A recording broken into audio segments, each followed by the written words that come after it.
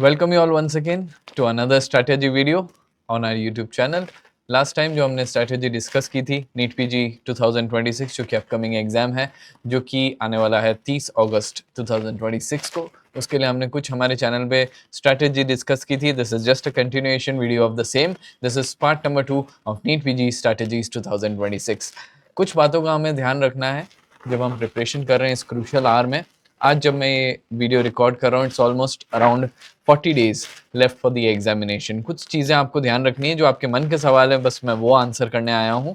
यहाँ पे कंफ्यूज नहीं होना है, क्योंकि अगर इन सवालों में जो कंफ्यूजन आपको आ गया ये वाले सवालों में, तो फिर क्या होगा कि आप अपनी स्टडी टाइमलाइन से बहुत पीछे हो जाएंगे. और जब आप स्टडी टाइमलाइन से पीछे हो जाएंगे तो आपका कोर्स बर्डन अप हो जाएगा और आपकी प्रिपरेशन सफ़र करेगी, और एट द एंड आपके मार्क्स सफ़र करेंगे और वो सीट सफ़र करेगी जहाँ आपको पहुँचना था.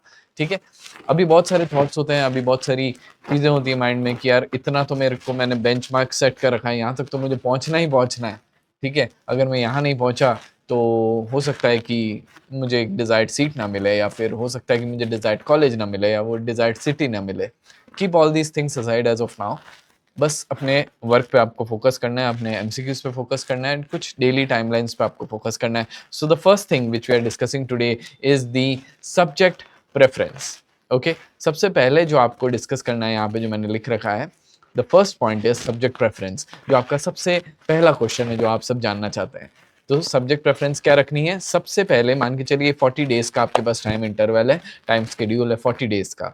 ठीक है, सो द एवरी डे आपको कुछ चीज़ें सब्जेक्ट कंपल्सरीली पढ़ने हैं और बाकी दिन आपको डिवाइड करने हैं. से फॉर एग्जांपल मैं यहाँ पे शॉर्ट सब्जेक्ट की प्रेफरेंस आपको करने को बोलूँगा, एंड द रीज़न इज़ कि वो स्कोरिंग सब्जेक्ट्स होते हैं, उसमें एक डेफिनेट अमाउंट ऑफ एमसीक्यूज ही हैं. मान के चलिए जैसे मेडिसिन एक सब्जेक्ट है, तो वो एक आनंद सागर की तरह सब्जेक्ट है, बहुत सारे एमसीक्यूज हैं, बहुत सारे टॉपिक्स हैं, सब चीज़ें आप कवर नहीं कर पाएंगे इस ड्यूरेशन में. पर अगर मैं एग्जाम्पल लूँ ईएनटी का, अगर मैं एग्जाम्पल लूँ ऑप्थेल का, अगर मैं एग्जाम्पल लूँ बायोकेमिस्ट्री का, अगर मैं एग्जाम्पल लूँ फॉरेंसिक मेडिसिन का, तो इसमें एक डेफिनेटिव सेट ऑफ क्वेश्चंस हैं जो बार बार बार बार बार बार रिपीट हो रहे हैं.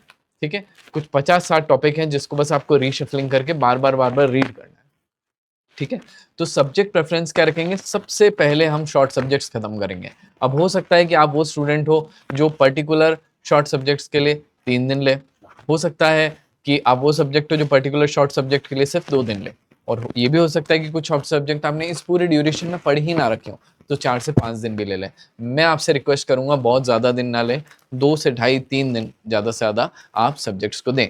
मान के चलिए कि 8 से 9 शॉर्ट सब्जेक्ट्स हैं और एक आधी सब्जेक्ट जिसकी लेंथ थोड़ी कम होगी, मैंने उसको भी इसमें गिन लिया, तो 10 सब्जेक्ट्स में मान के चलता हूँ along with the short subjects. ठीक है, तो अगर आप 4-4 दिन लेंगे तो 40 दिन तो यहीं फिनिश हो गए. ठीक है, तो हमें एक एवरेज लेना है कि हम 3-3 दिन लेंगे 10 सब्जेक्ट्स के लिए. ठीक है, कौन से हैं ये 10 सब्जेक्ट्स? ऑब्वियसली आपको पता है, पर जिस स्टूडेंट को अभी भी थोड़ा कन्फ्यूजन है उसके लिए मैं इलेबरेट कर देता हूँ. ईएनटी है, ऑप्थेल्मोलॉजी है, फॉरेंसिक मेडिसिन है, बायोकेमिस्ट्री है, डर्मेटोलॉजी है, साइकेट्री है, आपके रेडियोलॉजी है, एनेस्थीसिया है. ठीक है, ये मैंने 8 सब्जेक्ट्स आपको गिना है, और कोई सब्जेक्ट जिसकी लेंथ आपको छोटी लगती है वो आप इसमें गिन सकते हैं. For few students it's clinical paediatrics, वो जनरल पीडियाट्रिक्स को नहीं गिनते, वो क्लिनिकल पीडियाट्रिक्स को भी इसमें गिन लेते हैं. ठीक है, तो वो भी इसको as a medium size subject गिनते हैं. कुछ स्टूडेंट्स इसमें फिजियोलॉजी को गिन लेते हैं, although it is not a short subject, but जिसकी जो प्रेफरेंस उस अकॉर्डिंग. ठीक है, आपको जो शॉर्ट लगता है वो आप इसमें गिन सकते हैं. Short list those 8 subjects along with 2 subject जो कि आपको छोटे लगते हैं. टोटल आप 10 सब्जेक्ट्स का टारगेट लीजिए और 2 से 3 दिन में उसको फिनिश करने की कोशिश कीजिए. अब इस पूरे ड्यूरेशन में इस शॉर्ट सब्जेक्ट में आपको क्या पढ़ना है? आपको सिर्फ वो पॉइंट्स पढ़ने हैं जो आपके लिए काम के. 2 तरीके से शॉर्ट सब्जेक्ट्स में क्वेश्चंस फ्रेम किए जाते हैं. पहला मेथड, आपको क्लिनिकल क्वेश्चंस दे दिए जाएंगे. एग्जांपल लेता हूं मैं ईएनटी का. ईयर की डिजीजेस दे देंगे, ओटोस्क्लेरोसिस दे देंगे, ग्लोमस ट्यूमर दे देंगे, हिस्ट्री देंगे, कैच करना रहेगा. ठीक है, दूसरी चीज फ्रैक्चर्स दे देंगे, नर्व इंजरी बतानी रहेगी. ठीक है, तो इस तरीके की चीजें क्लिनिकल पार्ट में पूछी जाएंगी. दूसरा जो क्वेश्चन पूछा जा सकता है वो कॉन्सेप्चुअल बेस हो सकता है. अगेन ईएनटी का एग्जांपल लूंगा आपके सामने. आपको दे दिया रीनिस टेस्ट, वेबर्स टेस्ट, श्कोबाक टेस्ट. ठीक है, उन पे एब्सोल्यूट बोन कंडक्शन टेस्ट, ठीक है। तो इसके लिए आपको एक कॉन्सेप्ट पर्टिकुलर पता होना चाहिए, इसके लिए आपको पर्टिकुलर टेबल्स पता होनी चाहिए। हम आगे जो वीडियोस में जाएंगे तो हम आपको थोड़ा और इलेबोरेट करेंगे, ठीक है। तो ये स्ट्रैटेजी जो है ये कट शॉर्ट है, बिल्कुल हर एग्जाम के लिए एप्लीकेबल है, वेदर आप नीट पीजी के लिए पढ़ रहे हो, I9CT के लिए पढ़ रहे हो, FMG के लिए पढ़ रहे हो, स्टेट गवर्नमेंट के लिए पढ़ रहे हो, सेंट्रल गवर्नमेंट के लिए पढ़ रहे हो, सबके लिए ये कॉमन स्ट्रैटेजी है जो वर्क करती है, ठीक है। चलिए नेक्स्ट पॉइंट पे आते हैं। उससे पहले ये पॉइंट क्लियर हो गया कि सब्जेक्ट प्रेफरेंस क्या रखनी है हमें। सब्जेक्ट प्रेफरेंस रखनी है शॉर्ट सब्जेक्ट्स, और 2 सब्जेक्ट्स हमने मीडिया साइंस ले लिए हैं जो हम डिवाइड करके पढ़ेंगे। अब मैंने शुरुआत में आपको कहा था कि एक सब्जेक्ट या 2 सब्जेक्ट ऐसे होंगे जो आप डेली पढ़ेंगे। कौन से वो सब्जेक्ट है? मेडिसिन वो सब्जेक्ट है जो आप पूरे 40 दिन पढ़ेंगे, सर्जरी वो सब्जेक्ट है जो पूरे 40 दिन आप पढ़ेंगे। अब टाइम डिवाइड कैसे होगा? मान के चलिए कि जो इनिशियल हाफ ए डे का, उसमें आपने हाफ एन आवर मेडिसिन पढ़ ली, ठीक है। तो आपने कुछ कुछ जो क्लिनिकल एस्पेक्ट्स हैं वो पढ़ लिए, सब उस कार्डियोलॉजी पढ़ लिया, थोड़ा सा रेस्पिरेटरी पढ़ लिया, एंड दैट्स इट, ठीक है।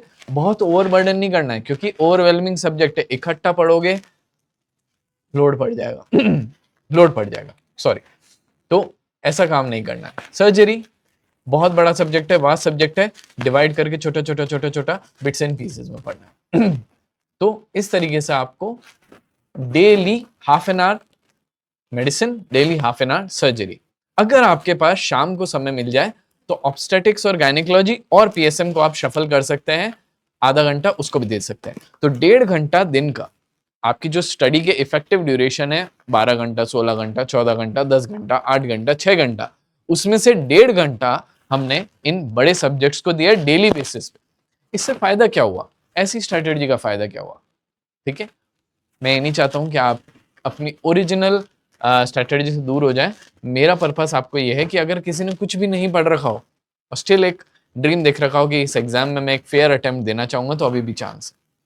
तो मैं उस व्यक्ति से बात कर रहा हूँ, मैं उस व्यक्ति से बात कर रहा हूँ इस वक्त जिसने थोड़ा बहुत पढ़ाई की है, शायद जॉब भी कर रहा है, अपने फैमिली को भी मैनेज कर रहा है और थोड़ा बहुत पढ़ाई भी कर रहा है साथ साथ में। उस व्यक्ति के लिए बात कर रहा हूँ, साथ ही साथ उस व्यक्ति के लिए बात कर रहा हूँ जो पढ़ाई की पेस बहुत अच्छी चल रही थी, उसने एक सिलेबस कंसिडरेबल अमाउंट में कंप्लीट भी कर लिया था, पर रिवीजन में अब आके अटक गया है। ठीक है, सबके लिए वीडियो एप्लीकेबल है। ठीक है, ध्यान से सुनना, कोई नई चीज नहीं बता रहा हूँ, सिंपल चीज बता रहा हूँ। जैसे जैसे फॉलो करते जाओगे स्ट्रेटेजीज, वैसे वैसे हेल्प मिलेगी। देखो यूट्यूब पे बहुत सारे चैनल है, बहुत सारी चीजें बता रहे हैं, बहुत सारे क्वेश्चंस बताएंगे, आपके पास बहुत कुछ है देखने को, पर उसको देखना कैसे वो मैं बता रहा हूँ। ठीक है, चलिए डेली बेसिस पे 1.5 hour medicine, surgery, obstetric gynaecology और पीएसएम, इसको आप शफल करके पढ़ेंगे। इससे आईज ट्रेन होंगी इस टाइप के क्वेश्चंस को देखने के लिए जो पूछे जा रहे हैं। उस दिन ब्रेन आपको अपने आप रिस्पॉन्ड करके देगा क्योंकि ये क्वेश्चंस देख रखे होंगे। अच्छा, अगर इन केस आपको कोई टॉपिक बिल्कुल भी नहीं आता, एज फॉर एग्जांपल नेफ्रोलॉजी मैंने मेडिसिन से ले लिया, थोड़ा सा कॉम्प्लेक्स टॉपिक है, इम्यूनोलॉजी ले लिया मैंने मेडिसिन से, थोड़ा सा कॉम्प्लेक्स टॉपिक है, डर्मेटोलॉजी में मैंने जो आपकी बुलिस डिसऑर्डर्स हैं वो थोड़ा कॉम्प्लेक्स टॉपिक है। इसमें क्या करना है, आपको क्लिनिकल क्वेश्चंस पढ़ने हैं। ये क्वेश्चन की हिस्ट्री थी, उसको 2 पॉइंट में आपने नोट डाउन कर लिया और उसका आंसर क्या था वो नोट डाउन कर लिया, और क्यों इसका आंसर ये है ये हमने नोट कर लिया। ठीक है, मान के चले कोई मरमर दे दिया कि सिस्टोलिक मरमर आ रहा है या पेनसिस्टोलिक मरमर आ रहा है, बस एक लाइन से कैच करना है उस क्वेश्चन में कि पेनसिस्टोलिक मरमर का क्वेश्चन है, और नीचे उसका जो आंसर है वो नोट कर लेना है, दिमाग में बैठा लेना है कि पेनसिस्टोलिक मरमर आया तो ये तो आंसर हो सकता है। ठीक है, और आपकी किस्मत अच्छी रही तो वही क्वेश्चन एग्जाम में आया और बूम मार्क्स। ठीक है, चलिए नेक्स्ट पार्ट पे चलते हैं, point number 2। Point number 2 which is MCQs per day, how many MCQs to be done per day. ये बहुत जनों का सवाल है, कई जने मुझसे पूछते रहते हैं, मैसेज में भी पूछ रहे हैं, कमेंट्स में पूछते हैं। तो एमसीक्यूज कितने करने हैं, उसका सिंपल सादा जवाब है पहले तो हाँ, एमसीक्यूज डेली बेसिस पे करने हैं। अब आप बोलोगे सर मैं तो शॉर्ट सब्जेक्ट भी पढ़ लूं, मैं तो लॉन्ग सब्जेक्ट भी पढ़ लूं और मैं एमसीक्यूज भी पढ़ लूं। अरे भाई इतना टाइम कहाँ है मेरे पास गुरुदेव, थोड़ा सा समय देना पड़ेगा एमसीक्यूज को, एटलीस्ट 1 आवर देना पड़ेगा। ठीक है, अब करना कैसे है, सिंपल बताऊंगा। अभी लग रहा है कि नहीं हो पाएगा, अब जैसे ही मैं बोलूंगा तो आपको लगेगा अप्रोचेबल है। रात को साहब डॉक्टर साहब आप सोते कितनी बजे? हो सकता है आप 9 बजे सो रहे हो सकता है आप 10 बजे सो रहे हो, 11, 12, 1 बजे सो रहे हो। ठीक है, वो जो 1 घंटे का ड्यूरेशन है, दिन खत्म हो चुका है। ठीक है, सोने वाले हो पढ़ाई करने का मन नहीं कर रहा है, पर लग रहा है कि दिन में कुछ करा भी नहीं है, यूटिलाइजेशन अच्छे से नहीं हुआ, वो सेंस ऑफ इनकम्प्लीटनेस मैं समझ सकता हूँ जो आपके अंदर आ रही होगी इस वक्त, ठीक है। दिन के एंड में रात की 11 बजे ये फीलिंग आती है, ठीक है। तो उस समय क्या करना है, कोई भी चैनल जिसको आप फॉलो करते हैं, या सपोज मैं एग्जांपल्स देता हूँ कि जिस प्लेटफॉर्म से आप ऑलरेडी एग्जिस्टिंग पढ़ाई कर रहे हैं, उन सब प्लेटफॉर्म ने अपने अपने रिकॉल वीडियोस डाल रखे हैं 2026, 2025, 2024, 2023, 2022 एंड 2021, ठीक है। एटलीस्ट 5 साल के क्वेश्चंस कोई भी सब्जेक्ट को उठा दीजिए जो आपने दिन में पढ़ रखा हो एक रैंडम बेसिस पे, क्योंकि एग्जाम में ऐसा नहीं आएगा कि रेडियोलॉजी अलग आ रहा है, नेफ्रोलॉजी अलग आ रहा है, कि आपका मेडिसिन अलग आ रहा है, सर्जरी अलग आ रहा है, ऐसे कभी नहीं आएगा। रैंडम क्वेश्चंस आएंगे, एनेट होगा उसका सीधा साइकेट्री का क्वेश्चन आ जाएगा, ठीक है। रैंडम शफलिंग होती है क्वेश्चन की, आपको टेस्ट किया जाता है टाइम के साथ, ठीक है। तो उन क्वेश्चंस के लिए अपने आप को रेडी करना है। कोई भी रिकॉल वीडियो खोल लीजिए, ठीक है, और पूरे साल का रिकॉर्ड वो रिकॉल खोलिए। ऐसा मत पढ़िए कि मैं रेडियोलॉजी का रिकॉल कर रहा हूँ, अब वो स्टेज गई। शायद आप साल की शुरुआत में मुझसे पूछते तो मैं आपको कहता कि यार पर्टिकुलर सब्जेक्ट्स के रिकॉल देखो, पर नहीं, अभी वो समय चला गया। अब आपके पास सिर्फ 40 दिन है, ठीक है।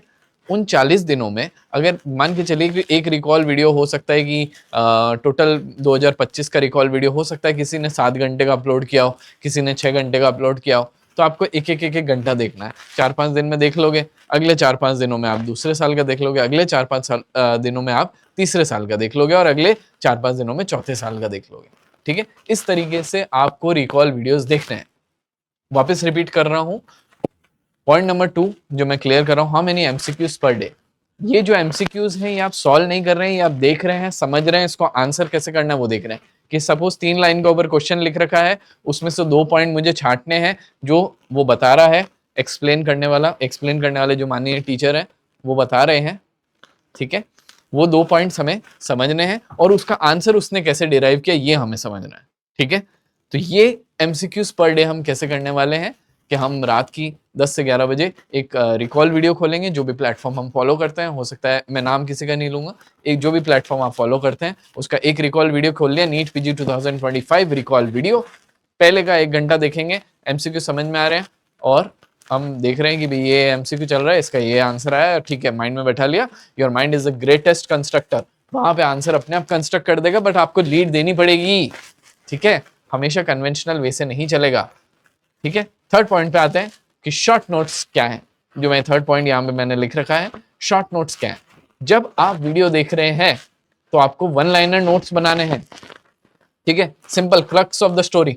ऐसा नहीं करना है कि नोट्स नहीं बनाने, ठीक है, अच्छे हैंडराइटिंग में नहीं बनाने हैं, ठीक है, या बहुत सजा सजा के नहीं बनाने हैं, बहुत सुंदर दिखने चाहिए ऐसे नहीं बनाने, बस आपको माइंड में फिट होना चाहिए।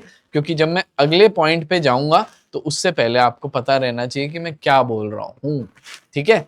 तो आपको जब आप वीडियो देख रहे हैं तो आपको शॉर्ट नोट्स बनाने हैं। एज फॉर एग्जाम्पल क्वेश्चन चल रहा है पेनसिस्टोलिक मर्मर का, ठीक है, आपको ऑप्शन दे रखे हैं 4, ठीक है।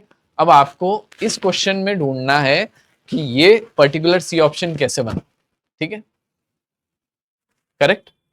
ये सवाल मन में उत्पन्न होना चाहिए, ठीक है। वो वीडियो में एक्सप्लेन करने वाला बोल रहा है कि हाँ दिस कैन बी डन, और ये वाला भी होता तो इसमें ये वाला मर्मर आ रहा था। थर्ड वाला ये ऑप्शन राइट है, क्योंकि इसमें यही वाला मर्मर आएगा गिवन क्लिनिकल सिचुएशन में, अरिथमियास के साथ पेनसिस्टोलिक मर्मर यहाँ मिलेगा, ठीक है। तो अब आपके पास क्या लीड आ गई, अरिथमिया चल रहा था, 70 year male, arrhythmia, pansystolic murmur, answer ये था, ठीक है। एक सिंपल सी छपी हुई इमेज बन गई, पर इसके बिहाइंड कॉन्सेप्ट क्या बताया उसने कि क्यों हुआ, ठीक है, उसको बस आपको वहां पे आधी लाइन में लिख देना है। तो आधी लाइन में तो क्या लिखना है, 70 साल का व्यक्ति, अरिथमिया, पेनसिस्टोलिक मर्मर, ये answer, but why this is the answer and why not the other options, ठीक है।